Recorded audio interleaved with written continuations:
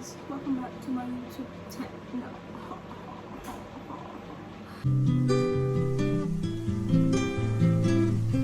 We've been dancing for so long under the stars. I feel that the grass will. So as you can see, the setting is a bit different because we're going to be doing a mukbang, a Jollof Mukbang, Ghana Jollof Mukbang. And you know, I'm going to give you a little story time. So yeah, so this was the best setup I could gather up. So I'm sorry it's not exactly how it's supposed to be, but it's something, right? So let's get right into it. Let's get into it. So guys, I have this. You see the chicken, jollof itself, salad, and the whole bean mayonnaise combo going on here. I actually got way late too, because why not? And I have a pella, this beautiful drink called Verado, and of course pure water. Why not, right? So I wanted it to be more than this, but you know, I had to stick to what I could gather up for now and make more, because if this video goes well, then that means that I can do more. I'm sorry you can't see all my full video. I want to make sure that the food is also captured in the whole thing going on. So I came to Ghana 2018, the first week of January 2018, and I came by road. It wasn't the best trip. That was not my first time coming to Ghana. I've been to Ghana like 3 to 4 times before that,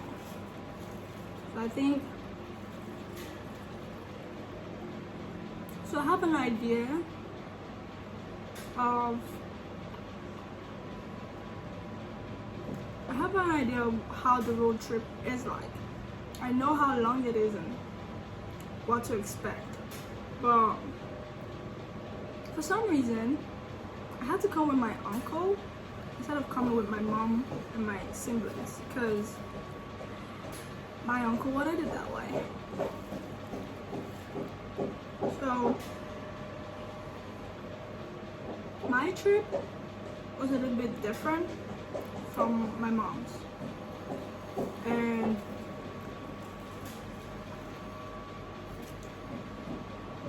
I had to go from like border to border,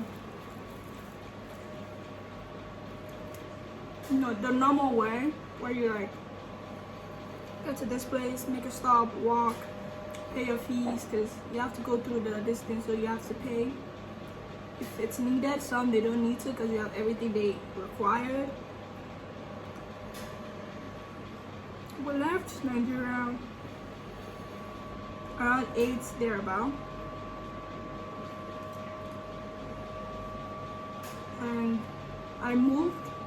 Then my uncle, we moved from about 2, my mom too, but we had to make sure they had left before we moved. And we took a bus going somewhere. Along the line we took Okada, right? Then we stopped at immigration. Each place we stop, we always make sure we make a stop at immigration, because I think that's the procedure or something. I need you also enlighten him on this traveling thing, because there's a lot I don't know. So I got here. I got to Ghana around 7-ish, thereabout. And before we moved down to Tema West and those things, it was really like, I'm sorry, I'm a slow eater. I like to take my time when I eat. I like to chew the food thoroughly. I don't know if that's a weird thing. Let's comment down below and tell me. So we got to Ghana around 7 thereabout, and by the time we moved from Ghana to where I'm staying, it was like around 11, because it was late and the road was quite complicated. Well, now it isn't, but back then it was. So the first day we literally slept the whole day of the next day. I slept the whole, because I didn't sleep. I'm not the kind of a person that sleeps while on trips, no matter how far the place is, unless if I'm like tired or I know I'm secure. We're coming from Nigeria to Ghana on that kind of routine, not the straight one that everybody goes. You can't sleep. You can't sleep, because by the time you're about to doze off, then a bomb comes in the way, so you can't sleep.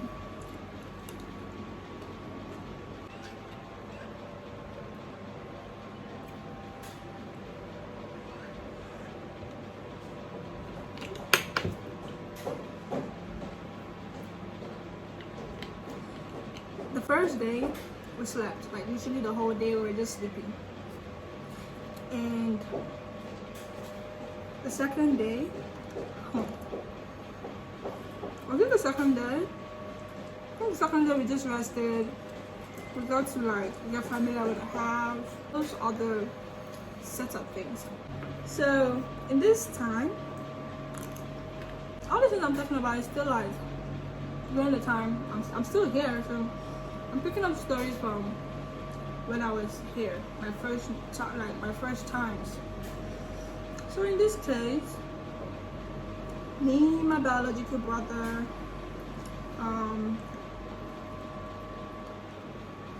my big brother, the one with the car, his girlfriend, and a friend of his. Yeah, we were 5. I think my brother told us to escort him somewhere. I think it was to school or something. But when we first came, he really took us out. He took us to places. So we're coming back home. I'm trying to remember the road. I'm trying to remember the name of the police station, but I can't remember. So basically, the road was going like this, right? And some were coming like this, but we were going like this. And we were at the edge where the houses are on the roads. And we wanted to turn. The main motive why we were at that side of the road because we wanted to turn. And from nowhere, one car just passed. Like we were at the side. While we were about to turn, they made a speed past us. So there was a little bit of commotion on that spot. We didn't say anything because we know we didn't do anything. So we're like, why would they drive like that? This and that, this and that. I think they crashed my brother's car. So when we turned, we had to stop and check out where the scratch was and if it was bad or not.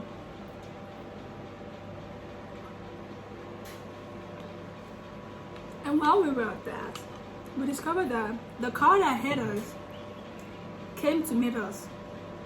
Only person realized that it's 2 old people that were inside, husband and wife. They were wearing the same attire and this and that. 2 old people. I'm wondering why would they like pass the road that they know that they're not supposed to pass. We were not on this. We were close to the road, meaning we were about to turn. But they just zoomed off just when we were about to turn. Like, why would they be that reckless? Like, we actually thought it was some like reckless teenagers that were like drunk or something or partying in the car. Not knowing that it was some 2 old people.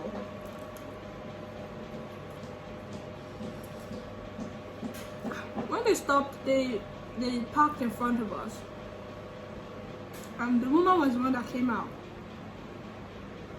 The other one was just at the car.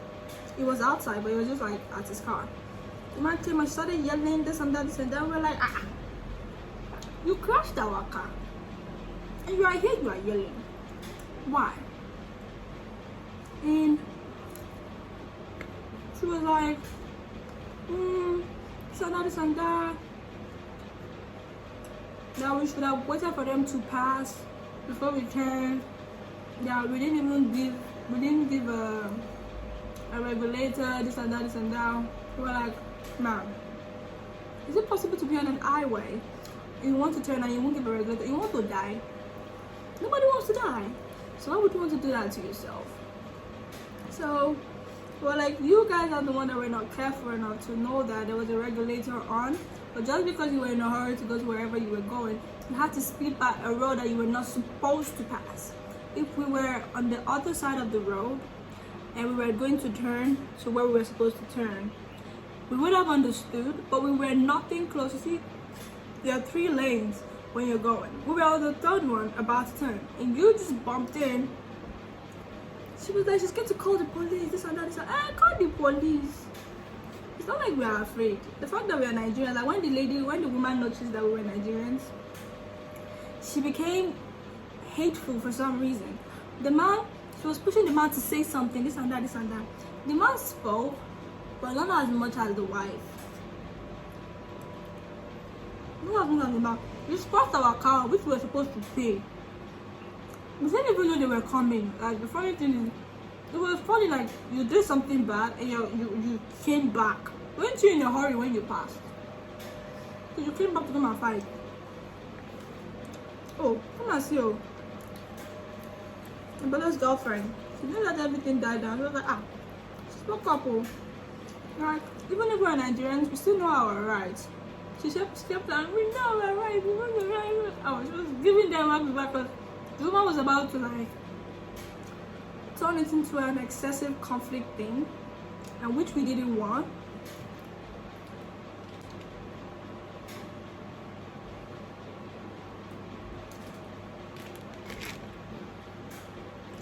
Excessive conflict thing which we didn't want. So we had to make sure we never let that happen.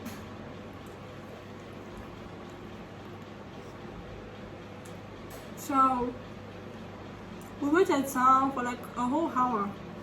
For this police officer, she said she was calling. When we got tired, was it Nungwa police station? I think it was Nungwa. I'm not sure. But my brother like realized that there was a police station close by. So I told the woman, if it's police station issue you want, there's a police station close by. We are going there. We'll go and report ourselves.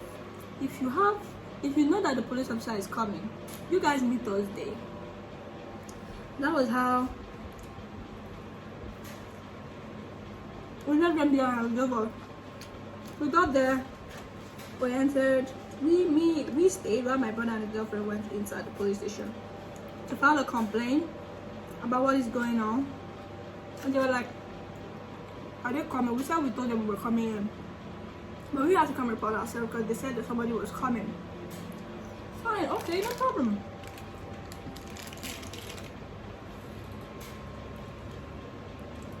And the police officers were really impressed because usually when things like this happen, people don't care.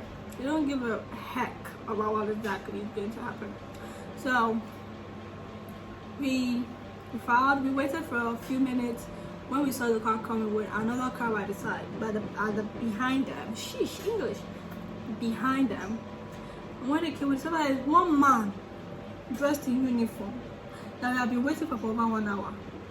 Fine, you're an officer of the law, okay? And when they came, they were really surprised that their main motive was to make sure that my brother got jailed and slept, like we all slept in the prison, in the jail for that night. And the next day, we would give an apology letter and fine. They will be released. That was what the woman wanted. When we filed, the thing they said, it was together. The mistake they made was, they were like, hey, we passed this and that. At the end of the day, this police officer that they were bringing was his junior in the law. So now call me. So we're like, so because of this man now, so if it's that this we had waited for this man, things would have gotten worse. But lucky for us, we knew there was a police station nearby. We had to come and complain by ourselves on an offense we didn't commit. Oh, see this woman, when she realized that the thing, what she was planning didn't work out. Come and see when she came out of the police station. Just see yelling, this and that, this and that. And then what see what they do, so nobody need them. So do you say we will come to the police station? We don't call now, we don't see what it is for. So why are you not yelling again? For what? For what reason exactly? So we called home and told them what was going on. My auntie was literally ready to move from the house to the place to come and like wonder what was going on, because when we explained it was like just that now this woman wants to make it something else. Started speaking in, was it Ghana? I know it was definitely not true. I think it was Fanti. Started speaking in Fanti. Was it Fanti or Ghana? It was not Ghana. Yeah, it was Fanti. Started speaking some. Well, like, madam, speak in English. Let's answer you. Because now that you know that you've actually lost the case, you're not starting to like provoke us intentionally. But we didn't buy that. We didn't buy that. We're cool people. We got to look how we laughed about it. And you know, it was a fun experience.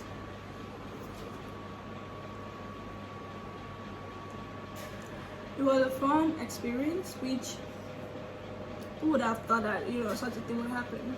That's one of the experiences I have had police-wise since I got to Ghana. If you want more on different categories about the parties, the places, I will be so much glad to give it to y'all. You get me? I'm almost done with my food. I didn't drink this because no, so I had to open the water instead. I'm almost done with this. The food is top notch. I liked it.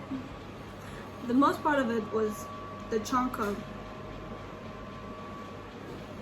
I like the fact that I can like chew the salad. The cucumbers were fresh. I could chew it. Same for the carrots and the bell peppers and the cabbage. And they drizzled it with like baked beans and like mayonnaise and those things, which was amazing. The food, I give it 8 out of 10. 8 out of 10. 8 out of 10, yes. So thank you very much for watching this video. I'm sorry it's a little bit long, but like that was what I could do. Excuse me. I'll see you all in my next video. I'm probably going to make a video after this, so you might see me with this same outfit in the next video. Please don't panic. Some days are like that. Thank you very much for watching. Peace.